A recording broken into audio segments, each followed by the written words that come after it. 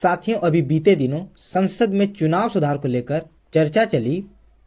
इस चुनाव सुधार के विषय को लेकर बहुजन समाज पार्टी के मुखिया बहन कुमारी मायावती जी ने ये कहा कि इस चुनाव प्रक्रिया में अन्य सुधार लाने के साथ साथ खास करके कुछ सुधार लाना बेहद जरूरी है। ये कहते हुए उन्होंने कहा कि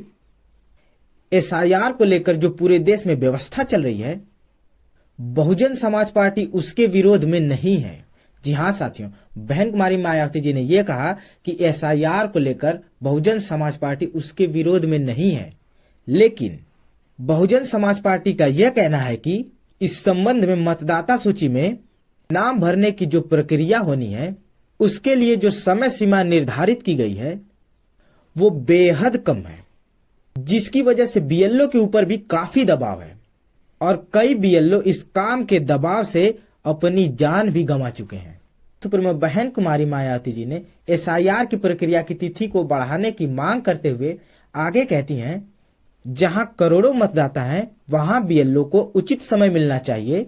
और खास तौर पर उस प्रदेश में जहां जल्दी ही कोई भी चुनाव नहीं होने हैं।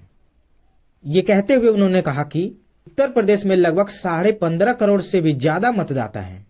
और अगर वहां एसआईआर की प्रक्रिया जल्दीबाजी में करने की कोशिश की जाएगी तो इसका नतीजा यह होगा कि अनेकों वैध मतदाता, खास करके जो गरीब हैं और काम करने के सिलसिले में बाहर गए हैं,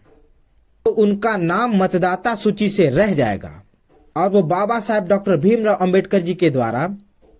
ऐसे व्यक्तियों को दिया गया वोट डालने का संवैधानिक अधिकार से वंचित रह जाएगा,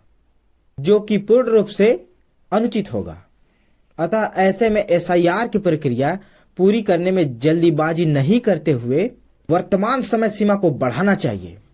बहन कुमारी मायावती जी के इस विचार को लेकर आपकी क्या राय है? और बहुजन समाज की सच्ची और सही खबरें पाने के लिए नीला योद्धा मीडिया को सब्सक्राइब, फेसबुक पे देख रहे हैं तो फॉलो जरूर करें।